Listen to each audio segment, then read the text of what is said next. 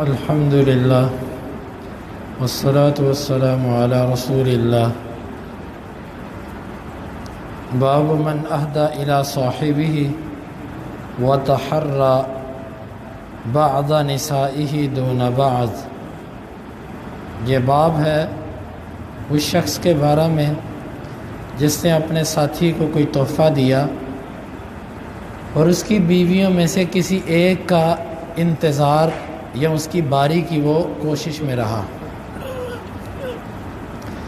امام بخاری کہتے ہیں کہ ہمیں بیان کیا سلیمان بن حرب نے، وہ کہتے ہیں ہمیں بیان کیا حماد بن زید نے ہشام سے، وہ اپنے والد سے، وہ عائشہ رضی اللہ عنہا سے، وہ کہتی ہیں کان الناس یتحرون بہدایاہم یومی، لوگ اپنے تحفوں کے ساتھ میرے دن کا انتظار کیا کرتے تھے۔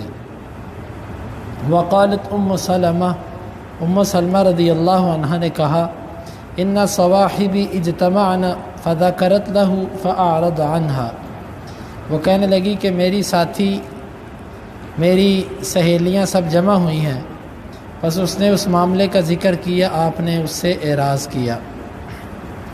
امام بخاری کہتے ہیں کہ ہمیں بیان کیا اسماعیل نے، وہ کہتے مجھے بیان کیا میرے بھائی نے سلیمان سے، وہ ہشام بن عروہ سے، وہ اپنے باپ عروہ سے، وہ عائشہ رضی اللہ عنہا سے، ان نساء رسول اللہ صلی اللہ علیہ وسلم کن حزبین، نبی صلی اللہ علیہ وسلم کی بیویاں دو گروہوں میں تھیں۔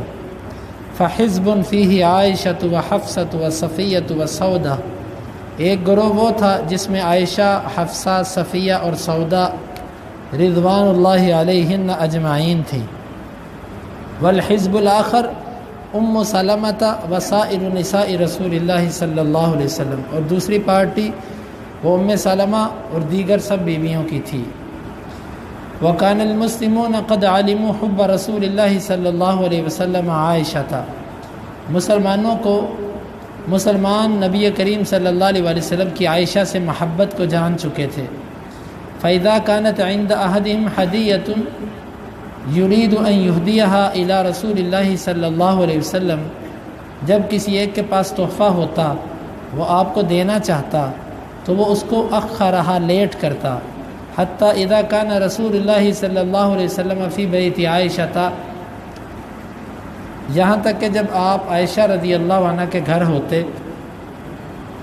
بعث صاحب الہدیۃ الی رسول اللہ صلی اللہ علیہ وسلم فی بیت عائشہ، وہ تحفے والا شخص اپنا تحفہ عائشہ رضی اللہ عنہ کے گھر میں اللہ کے نبی کی طرف بھیجتا۔ فکلم حزب ام سلمۃ، ام سلمہ والے گروہ نے کلام کی، گفتگو کی۔ فقلنا لہا، وہ سب ام سلمہ سے کہنے آئے کلمی رسول اللہ صلی اللہ علیہ وسلم، اللہ کے رسول سے بات کرو۔ وَيُكَلِّمُ النَّاسِ، اور وہ لوگوں سے کہیں۔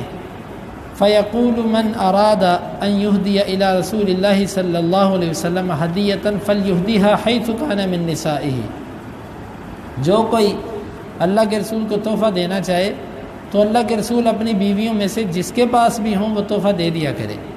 فَكَلَّمَتْهُ أُمُّ سَلَمَةَ بِمَا قُلْنَا، ام سلمہ نے اپنی باقی ساتھیوں کے کہنے کے مطابق بات کی۔ فلم یقل لہا شیئا، آپ نے اسے کوئی جواب نہ دیا۔ فسألنہا، باقی بیویوں نے ام سلمہ سے پوچھا کہ کیا کہا اللہ کے رسول نے؟ فقالت ما قال لی شیئا، اللہ کے رسول صلی اللہ علیہ وسلم نے مجھے کوئی جواب نہیں دیا۔ فقلنا لہا، ان سب نے اس سے پھر کہا فکلمیہ، اس سے اللہ کے رسول سے پھر بات کر۔ قالت، وہ کہتی ہیں فکلمتہ حین دار الیہا ایضا، جب اللہ کے رسول صلی اللہ علیہ وسلم میری طرف دوبارہ تشریف لائے میں نے پھر بات کی۔ فلم یقل لہا شیئا، آپ نے اس پر کوئی بات نہ کی، کوئی جواب نہ دیا۔ فسألنہا، باقی بیویوں نے پھر ام سلمہ سے پوچھا کہ اللہ کے رسول نے کیا جواب دیا؟ فقالت ما قال لی شیئا، مجھے کچھ بھی نہیں کہا۔ فقلنا لہا کلمیہ حتی یکلماکی، تو اللہ کے رسول سے بات کرتی رہے یہاں تک کہ وہ تجھے جواب دیں۔ فدار الیہا فکلمتہ، آپ صلی اللہ علیہ وسلم پھر اس کی طرف تشریف لائے تو انہوں نے آپ سے بات کی۔ فقال لہا لا تؤذینی فی عائشہ، مجھے عائشہ کے معاملے میں اذیت نہ دو۔ فإن الوحی لم یأتنی، وَأَنَا فِي ثَوْبِ امْرَأَةٍ إِلَّا عَائِشَةَ، وحی بھی میرے پاس اس وقت آتی ہے جب میں عائشہ کے بستر پہ ہوتا ہوں۔ قالت فقلت، ام سلمہ کہتی ہیں کہ میں نے کہا اتوب الی اللہ من اذاک یا رسول اللہ صلی اللہ علیہ وسلم، میں اللہ سے معافی مانگتی ہوں آپ کو تکلیف دینے سے اللہ کے رسول صلی اللہ علیہ وسلم۔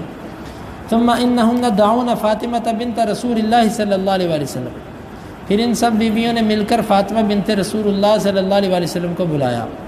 فارسلت الی رسول اللہ صلی اللہ علیہ وسلم، انہوں نے اس فاطمہ کو اللہ کے رسول کی طرف بھیجا۔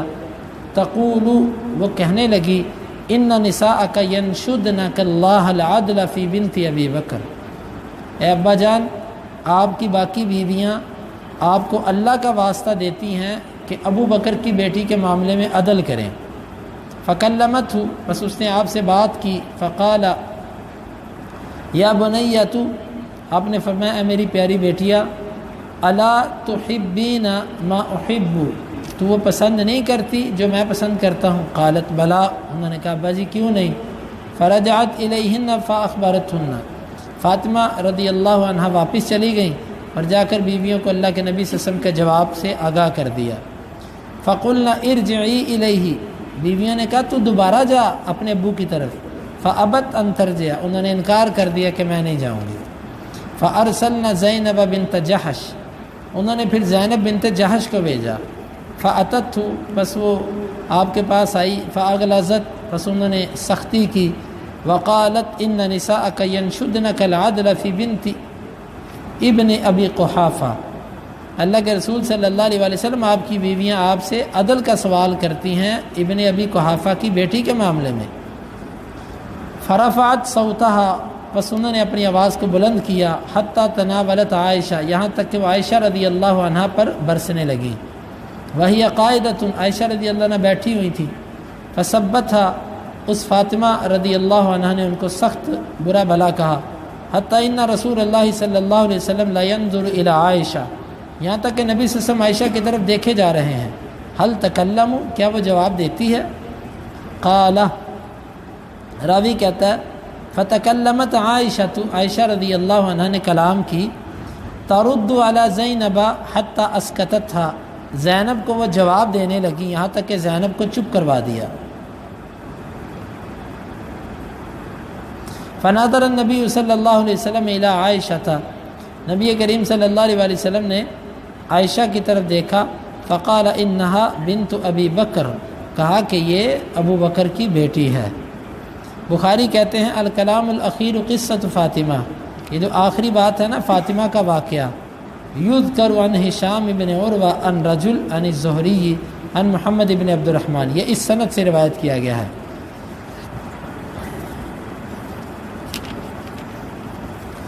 اور ابو مروان ہشام سے، وہ عروہ سے، کان الناس یتحرون بہدایاہم یوم عائشہ، لوگ اپنے تحفوں کے ساتھ عائشہ رضی اللہ عنہ کی باری کا انتظار کرتے تھے۔ اور ہشام سے، وہ قریشی ایک آدمی سے، اور ایک آدمی جو ان کے غلاموں میں سے تھا، وہ زہری سے محمد بن عبد الرحمن بن حارث بن ہشام سے، عائشہ رضی اللہ عنہ کہتی ہیں کنت عند النبی صلی اللہ علیہ وسلم فاستاذنت فاطمہ، میں نبی کریم صلی اللہ علیہ وسلم کے پاس تھی تو فاطمہ نے آپ سے اجازت طلب کی۔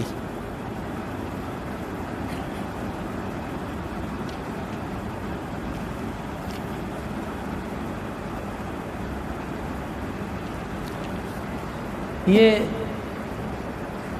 حدیث ایک لمبا واقعہ ہے۔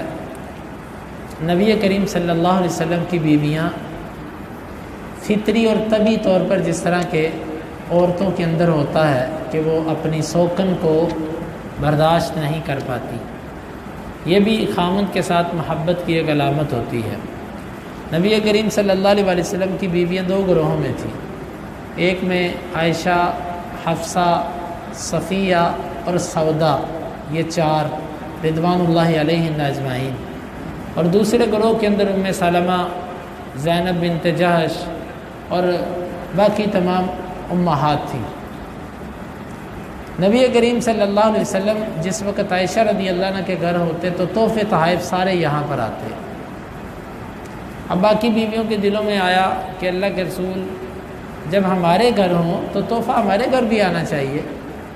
حالانکہ جب عائشہ رضی اللہ عنہ کے گھر پہ تحفہ آتا تو سب کو حصہ جاتا، یہ مطلب نہیں ہے کہ وہ عائشہ کھا جاتی تھی، سب کو حصہ جاتا، لیکن وہ یہ چاہتی تھی کہ ادھر سے جو ہمیں آتا ہے تو ہماری طرف سے بھی جائے۔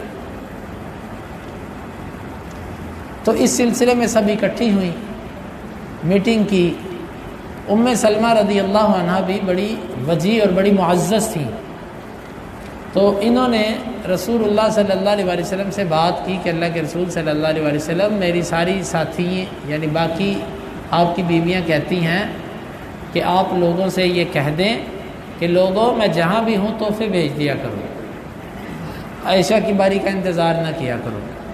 ایک دفعہ بات کی آپ چپ رہے، دوسری دفعہ کی آپ چپ رہے، تیسری دفعہ بات کی، بیویاں کہتی رہیں کہ نہیں نہیں تو بات کرتی رہ جب تک اللہ کے رسول تجھے جواب نہ دے۔ تیسری دفعہ بات کی تو آپ نے آگے سے فرمایا کہ لا تؤذینی فی عائشہ، عائشہ کے معاملے میں مجھے تکلیف نہ دو۔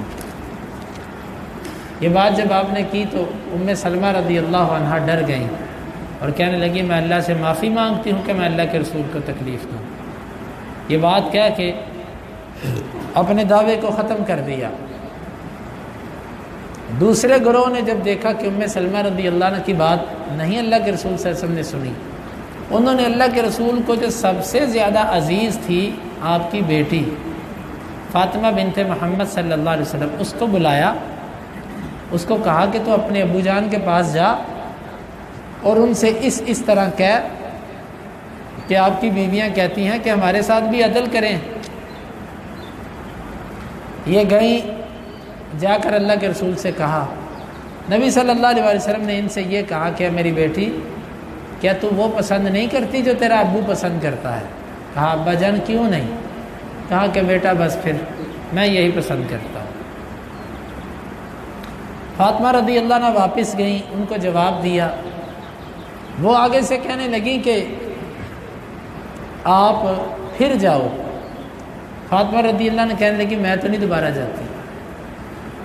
پھر انہوں نے زینب بنت جحش، یہ زینب بنت جحش وہی ہے جو نبی صلی اللہ علیہ وسلم کی پھپھی زاد بہن بھی تھی، آپ کی سکی پھپھو کی بیٹی تھی، ان کو بھیجا، اور یہ عائشہ رضی اللہ عنہ کی جوڑ کی تھی۔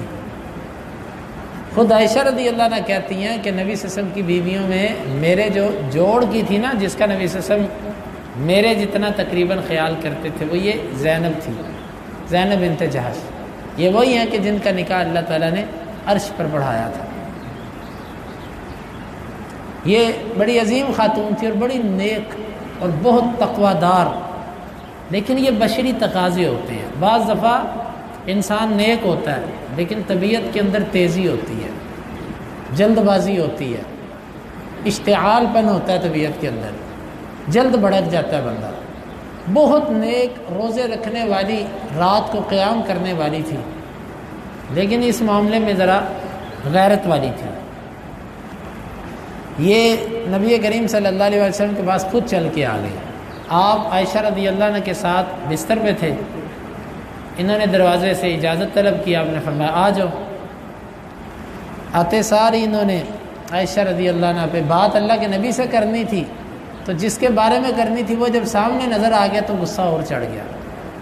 عائشہ رضی اللہ عنہ پہ برس پڑی، خوب جو ہو سکا وہ کہا۔ نبی کریم صلی اللہ علیہ وسلم کی حکمت دیکھیں، آپ خاموش ہیں، اور زیادہ بیوی والوں کو ایسا ہی کرنا چاہیے۔ آپ خاموش ہیں، آپ نے فرمایا کہ ان کو ذرا تھوڑا سا غصہ نکال لینے دو، آپ خاموش رہے۔ انہوں نے جو کہنا تھا غصے میں وہ کہا۔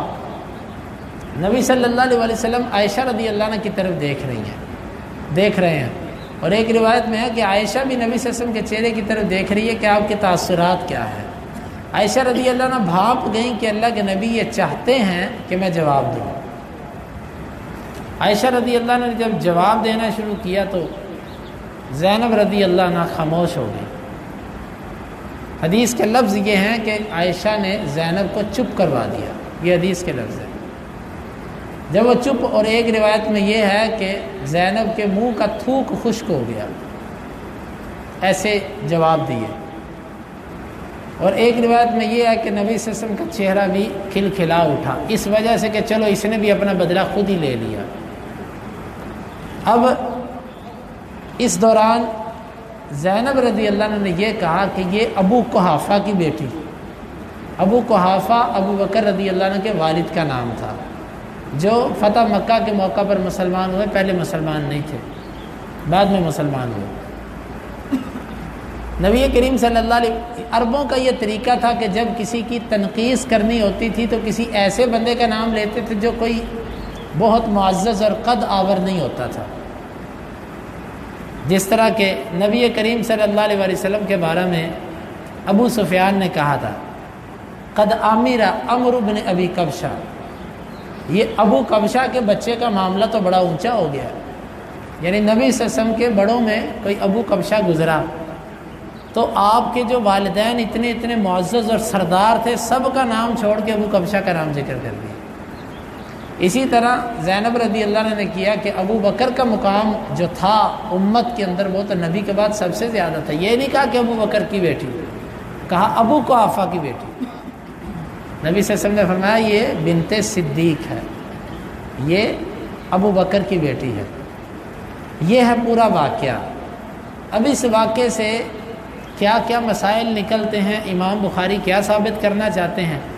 امام بخاری یہ ثابت کرنا چاہتے ہیں کسی بندے کی زیادہ بیویاں ہوں، تحفہ دینے والا کسی ایک بیوی کی باری میں ہی تحفہ دے تو یہ جائز ہے۔ یہ لوگوں کو اس کا پابند نہیں کیا جائے گا کہ تم تحفہ دینے میں بھی عدل کرو، ایک دن تحفہ اس دن دو جب اس کے گھر ہو، دوسرے دن تحفہ اس دن دو جب دوسری کے گھر ہو، یہ نہیں ہے۔ دوسری بات یہاں سے یہ معلوم ہوئی کہ نبی کریم صلی اللہ علیہ وسلم کی عائشہ سے محبت کس قدر زیادہ تھی، حتیٰ کہ بیویوں نے اتنا کہا کہ اللہ کے رسول ہمارے گھر بھی تحفے بھیجا کریں، لوگوں سے کہیں۔ آپ نے فرمایا مجھے عائشہ کے معاملے میں اذیت نہ دو۔ معلوم ہوا جو عائشہ کو اذیت دے وہ اللہ کے نبی صلی اللہ علیہ وسلم کو اذیت دیتا ہے، اور جو بدبخت امی عائشہ کے بارے میں کینہ رکھے، بغض رکھے، ان پر الزام لگائے، ان پر طعن کرے، وہ کس کو اذیت دیتا ہے؟ اللہ کے رسول صلی اللہ علیہ وسلم کو۔